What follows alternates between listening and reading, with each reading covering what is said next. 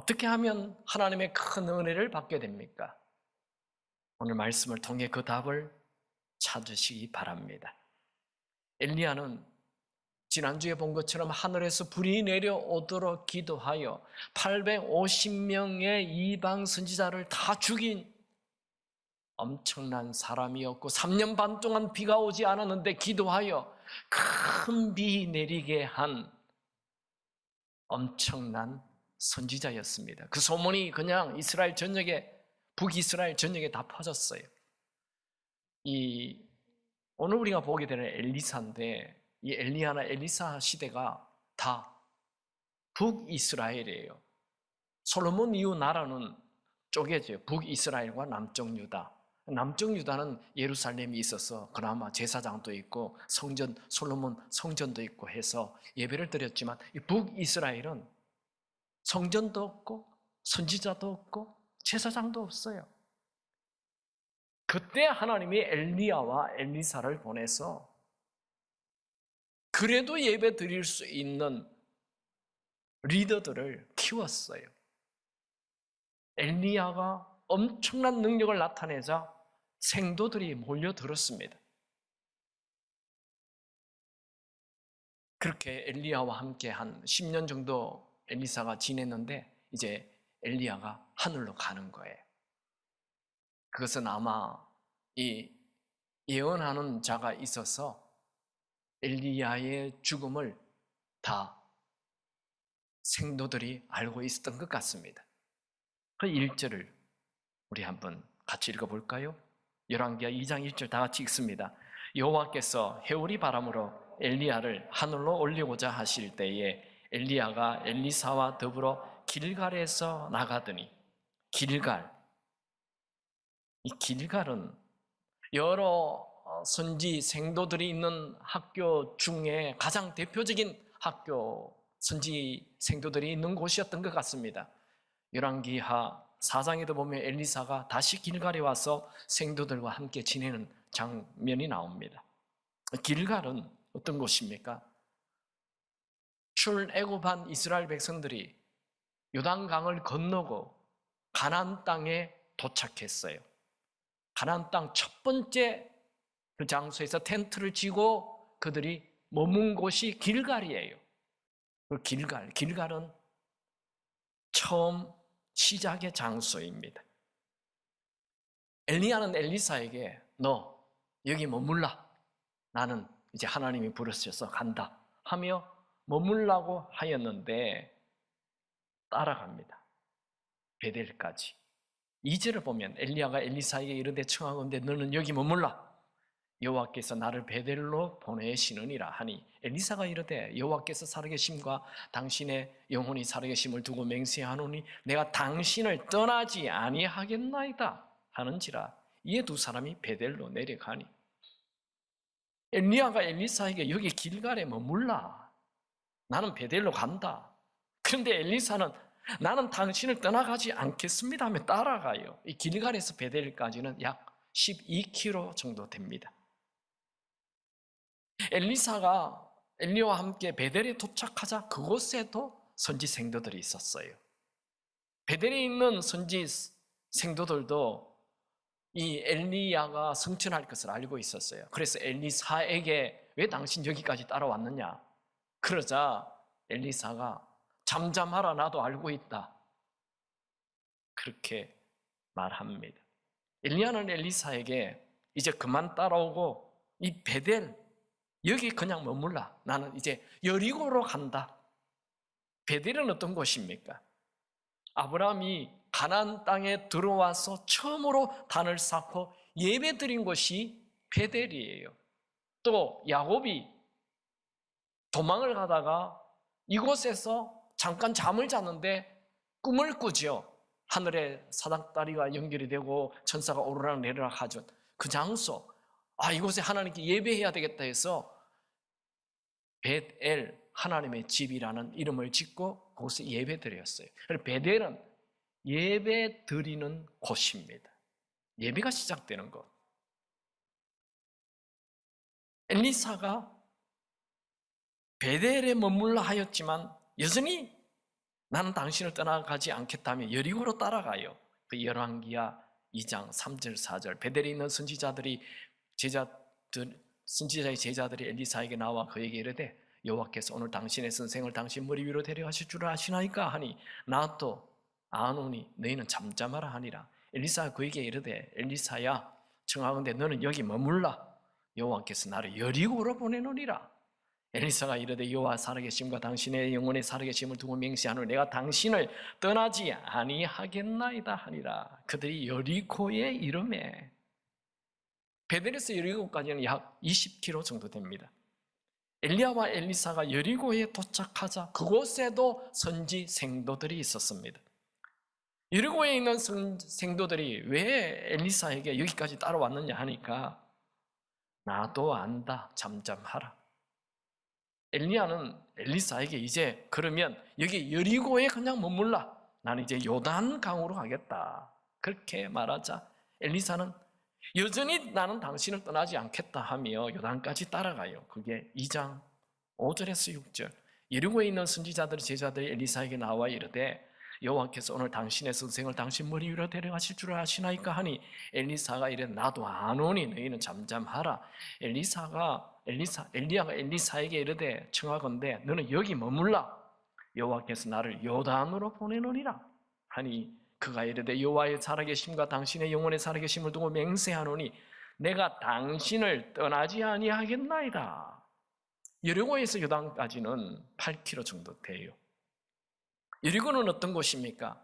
우리가 잘 아는 대로 이스라엘 백성들이 이 요단강을 건너 가나안 땅에 들어가서 그 길갈에 잠을 자고 그 첫 번째 성, 가나안 땅의 성 여리고 성을 무너뜨렸죠.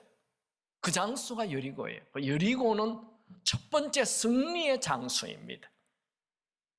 엘리야가 여리고를 떠나 요단강으로 가자 엘리사도 바짝 따라가고 멀찌감치 떨어져서 선지생도 50명도 따라가요. 열왕기야 2장 7절 선지자의 제자 50명이 가서 멀리 서서 바라보며 그 두 사람이 요단가에 서 있더니 요단강에 도착한 엘리야는 자신이 입고 있는 겉옷을 벗어 요단강을 치매 물이 갈라지고 마른 땅이 나타나자 두 사람이 요단강을 건너갔어요. 이것은 엘리야의 능력이었습니다. 열왕기야 2장 7절 8절 선지자의 제자 50명이 멀리 서서 바라보며 그 두 사람이 요단강에 서 있더니 엘리야가 겉옷을 가지고 말아 물을 치매 물이 이리저리 갈라지고 두 사람이 마른 땅 위로 건너더라. 요단강을 건넌 후에 그제서야 엘리야는 엘리사에게 너에게 뭘 해주길 원하느냐 물었어요. 다 같이 읽을까요? 열왕기야 2장 9절입니다. 건너매 엘리야가 엘리사에게 이르되 나를 너에게서 데려감을 당하기 전에 내가 너에게 어떻게 할지를 구하라. 엘리사가 이르되 당신의 성령이 하시는 역사가 갑절이나 내게 있게 하소서 하는지라. 아니 엘리야는 왜 이제서야 너에게 내가 뭘 줄지 말해라 그랬습니까? 처음 길갈에서 그 말 하면 안 됩니까? 이미 후계자로 결정된 사람인데 왜 길갈에서 베델로 가가지고 베델에서 여리고로 가가지고 여리고에서 요단강에 와서 비로소 내가 너에게 뭐 해줄까? 이렇게 물었을까요? 엘리야가 이 길갈, 베델, 여리고에 머문 이유는 그 세 장소에 다 선지 학교가 있었기 때문입니다. 자기를 따르는 생도들에게 마지막으로 이제 만나서 얘기를 하고 성경에는 얘기한 게 안 나와 있지만 얘기를 하고 마지막 작별 인사를 하는 거죠. 엘리야가 엘리사에게 이 세 장소를 옮길 때마다 계속 되풀이되는 말이 있어요.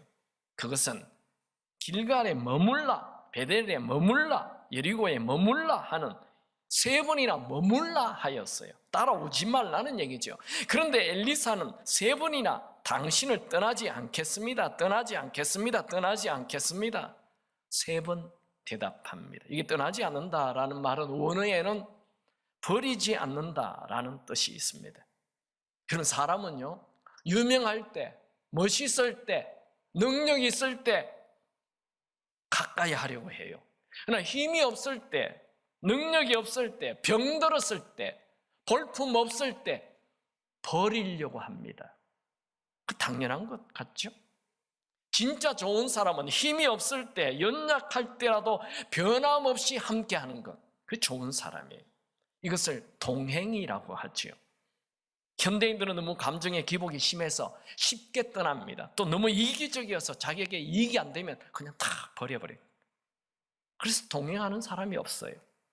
여러분들은 하나님이 여러분에게 붙여준 자와 끝까지 아름다운 동행을 하시기 바랍니다.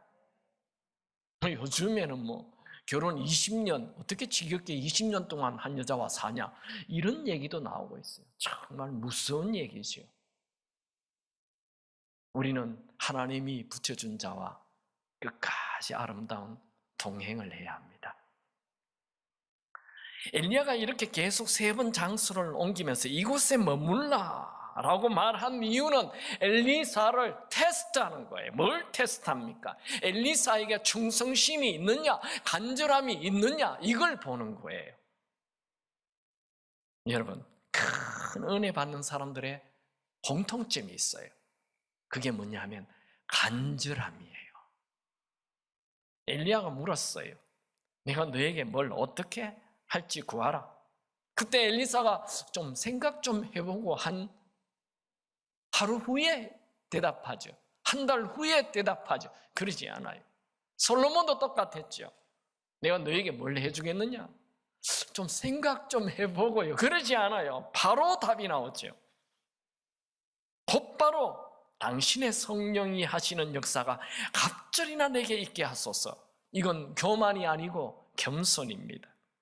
나는 스승에 비해, 엘리야에 비해 너무 보잘것없고 무능한 자이니 스승이 당신이 가지고 있는 성령의 능력의 배를 받아야만 내가 사역을 감당할 수 있습니다 라는 말입니다.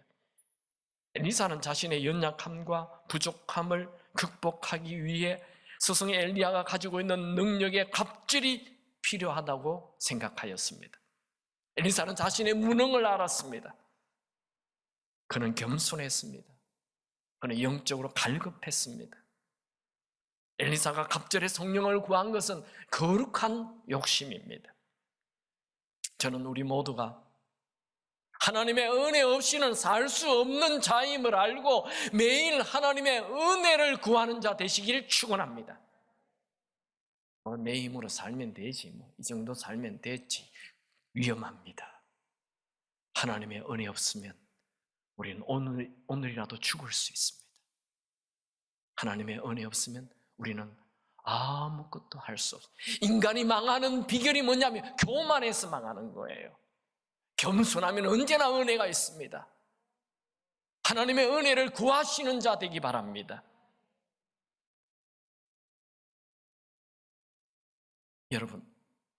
여러분이 엘리사였다면 무엇을 구하겠습니까? 내가 너에게 뭘 해줄까? 이렇게 물으면 솔로몬은 지혜를 달라고 했죠. 엘리사는 성령, 갑절의 성령을 구했어요. 탕자는 뭘 구했습니까?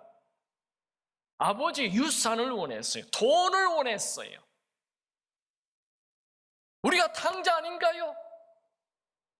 교회를 10년, 50년 믿었는데 늘 기도하면 돈을 달라고 하고 있어요.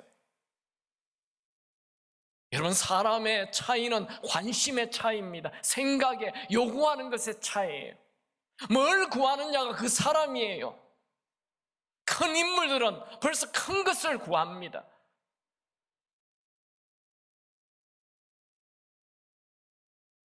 우리의 기도 제목이 바뀌어야 돼요. 관심이 바뀌어야 합니다.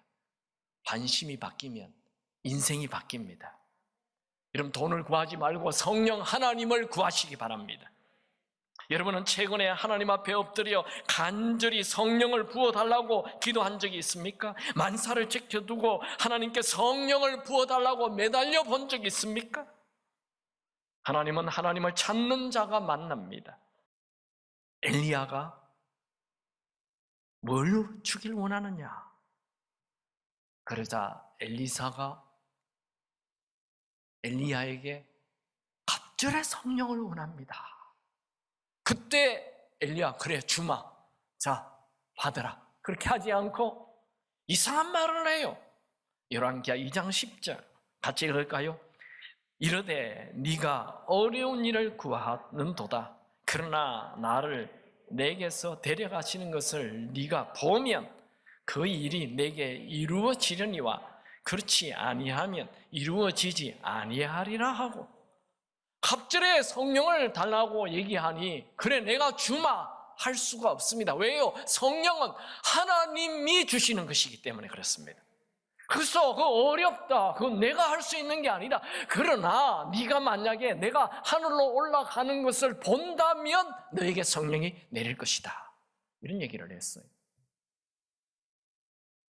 엘리야가 회오리 바람을 타고 불수리와 불말을 타고 하늘로 올라가는 것, 이거는 그냥 보통 사람의 눈에 보이지 않는 일이에요. 영적인 일이에요. 열왕기하 6장에 보면 아람 군대가 엘리사를 체포하려고 와요. 그래서 그 집을 겹겹이 포위를 했어요. 그때 엘리사의 종이 밖에 나와서 깜짝 놀래요. 군대가 자기 집을 포위한 거예요. 그래서 막 벌벌벌 떨고 있을 때 엘리사는 담대한 거예요. 아니 주인님 두렵지 않습니까? 이런, 뭘 두려워하느냐? 불수리와 불말이 우리 집을 지키고 있는데, 그런데 이 종의 눈에는 안 보이는 거예요, 불수리와 불말이. 그래서 할 수 없이 엘리사가 하나님 종의 눈을 열어 불수리와 불말을 보게 하옵소서 이렇게 말씀하자 갑자기 눈이 확 열려버려요. 그래서 이 엘리사의 집을 불수리와 불말이 보호하고 있는 걸 보게 되었어요. 이게 영안이 열려야 된다는 거죠. 엘리사가 이 엘리야가 하늘로 올라가는 그 불수리와 불말이 나타나는 것을 보게 됩니다. 성경에 그렇게 나와 있어요. 같이 봅시다. 열왕기하 2장 11절 12절 같이 읽습니다. 두 사람이 길을 가며 말하더니 불수리와 불말들이 두 사람을 갈라놓고 엘리야가 해오르 바람으로 하늘로 올라가더라. 엘리사가 보고 소리 지르되 내 아버지여 내 아버지여 이스라엘의 병거와 그 마병이여 하더니 다시 보이지 아니하는지라. 이에 엘리사가 자기의 옷을 잡아 둘로 찢고, 엘리야가 하늘로 올라가는 것을 본다면 너에게 갑절의 성령이 부어질 것이다 말을 했죠. 엘리야가 말한 대로 엘리사는 엘리야가 하늘로 올라가는 것을 보게 되었어요. 또 갑절의 성령도 받게 되었습니다. 엘리야가 하늘로 올라가는 것, 불수리와 불말이 나타난 것, 그걸 보게 된 것은 하나님이 주신 은혜입니다. 그리고 그에게 또 성령이 갑절로 부어지게 된 것도 하나님의 은혜입니다. 이 엘리야의 능력이 아니에요. 하나님이 은혜로 주신 것입니다. 엘리사는 엘리야가 하늘로 성천하고 사라지자 내 아버지여 하며 울부짖어요. 그리고 자기의 옷을 찢었죠. 이건 극심한 슬픔을 말합니다. 엘리사는 엘리야를 스승으로만 생각한 게 아니에요. 진정한 아버지로 존경했어요. 스승을 정말 존경하는 자는 스승이 가지고 있는 은사를 다 물려받게 됩니다. 모세를 정말 존경했던 여호수아는 모세의 능력을 물려받죠. 엘리사에겐 이제 성령이 갑절로 부어졌어요. 근데 자기가 잘 몰라요. 성령이 부어지는 것이 불처럼 임할 때도 있고 바람처럼 임할 때도 있고, 이렇게 전혀 느끼지 못하게 성령이 비둘기처럼 임할 때도 있습니다. 예수님에게는 성령이 비둘기처럼 임했죠. 사람 성격 따라 좀 성격이 와일드한 사람은 불처럼 임해야 해요. 사람마다 달라요. 근데 성령이 언제 임했는지 몰라요. 자기도 능력이 있는 줄도 몰라요. 그 다음 절 한번 읽어볼까요? 열왕기하 2장 13절 14절 같이 읽습니다. 엘리야의 몸에서 떨어진 겉옷을 주워 가지고 돌아와 요단 언덕에 서서 엘리야의 몸에서 떨어진 그의 겉옷을 가지고 물을 치며 이르되 엘리야의 하나님 여호와는 어디 계시나이까 하고 그도 물을 치매 물이 이리저리 갈라지고 엘리사가 건너니라. 엘리사는 엘리야가 하늘로 승천한 이후 하늘에서 떨어진 엘리야의 겉옷을 주었어요. 이 겉옷을 주었다라는 것은 엘리야의 권위를 물려받았다, 그런 것을 상징합니다.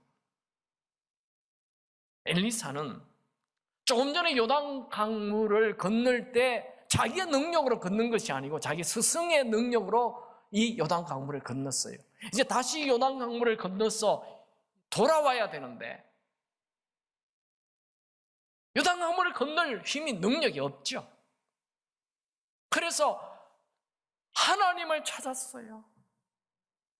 엘리야의 하나님 여호와여 어디 계시나이까? 하나님을 찾았어요. 엘리야를 찾지 않았어요. 엘리야의 하나님을 찾았어요. 하나님 어디 있습니까? 하며 자기에게 능력이 있는 줄도 모르고 그냥 스승이 했던 대로 스승을 겉옷을 가지고 요단 강물을 쳤더니 요단 강물이 갈라지는 거예요. 이미 자기에게 능력이 있어요. 이 겉옷이 능력이 있는 것이 아니고 자기에게 이미 능력이 부어졌어요. 그가 엘리야를 따라갔을 때는 아무 능력이 없었습니다. 그는 단지 엘리야의 종일 뿐이었습니다. 그러나 갑절의 성령을 받은 이후 그는 달라졌어요. 그는 그날 이후 전혀 다른 인생을 삽니다. 열왕기하 2장 후반부에 보면 갑절의 성령을 받게 된 이후 첫 번째 기적이 나타납니다. 그 기적은 물이 변하여 살리는 물이 되는 거예요. 엘리사가 여리고 성에 갔는데 사람들이 물이 나빠 나무를 심어도 열매를 맺지 못하고 아기를 낳아도 다 유산된다고 하며 도움을 청합니다. 엘리사는 여리고 성의 물 근원으로 가서 물을 치유해요. 그러자 나무와 곡식들이 풍성한 열매를 맺고 자녀들이 태어나도 죽지 않았어요. 죽음이 사라졌어요. 예수님의 첫 번째 기적도 물이 변하여 포도주가 되는 것, 엘리사의 첫 번째 기적도 죽은 물이 변하여 살리는 물이 된 거예요. 그 이후에 엘리사는 쭉 기적이 계속 기록이 됩니다. 짧게 소개한다면 엘리사는 이스라엘이 유다와 에돔 세 나라가 연합해서 모압과 전쟁을 치루었는데 물이 없어 전멸할 위기가 왔을 때 개천을 파자 물이 쏟아져서 전쟁이 이기게 됩니다. 엘리사는 선지생들 중 한 사람이 가난으로 자녀를 종으로 빼앗길 위기에 처했을 때 한 병밖에 없었던 그 기름을 걸음마다 가득 넘치게 하는 기적을 일으킵니다. 엘리사는 수넴 여인에게 아들을 낳게 하였고 그 아들이 죽었을 때 살리는 기적을 행했죠. 엘리사는 국 속에 독이 들어가서 사람이 먹지 못하게 되자 그 국에 가루를 넣어 해독시켜 다시 먹게 만들었습니다. 엘리사는 보리떡 20개와 채소 하나로 100명이 넘고도 남는 기적을 일으켰습니다. 엘리사는 수리아의 장군 나아만 장군의 나환병, 문둥병을 어린아이의 살처럼 깨끗하게 치유하는 기적을 일으켰습니다. 엘리사는 물에 빠진 도끼가 또 오르도록 하는 기적을 행했습니다. 정말 이해하기 어렵죠. 엘리사는 아람 군대가 언제 어느 시에 어디로 쳐들어오는지를 먼저 알아서 다 막아주었습니다. 엘리사는 이스라엘 왕이 자기를 죽이려고 보낸 자객이 오는 것을 미리 알았습니다. 엘리사는 흉년이 오는 것도 미리 예고했습니다. 엘리사는 사마리아에 대흉년이 들어 물가가 폭등할 때 내일 이맘때쯤에 고가가 확 내린다 예언하였고 그 예언대로 되었습니다. 엘리사는 요아스 왕이 아람을 3번 공격하여 다 이길 것을 예언했고 그대로 되었습니다. 엘리사는 구약 성경에 나타난 선지자 중에 가장 많은 기적을 행한 성령의 사람이었습니다. 엘리사가 이런 위대한 기적을 일으키는 선지자가 된 것은 그에게 갑절의 성령이 부어졌기 때문입니다. 엘리사의 인생이 이렇게 놀라운 인생으로 바뀐 결정적인 순간은 바로 요단강에서 갑절의 성령을 받았던 그때입니다. 여러분, 여러분에게도 여러분의 인생을 통째로 뒤바꾸는 결정적인 날이 오기 바랍니다. 그 날이 오늘이 되시기 바랍니다. 엘리사에게 갑절의 성령을 부어주신 하나님은 오늘 우리에게도 갑절의 성령을 부어주시길 원하십니다. 오늘 메시지는 하나입니다. 성령이 갑절로 부어지는 은혜가 있다는 걸 알아야 합니다.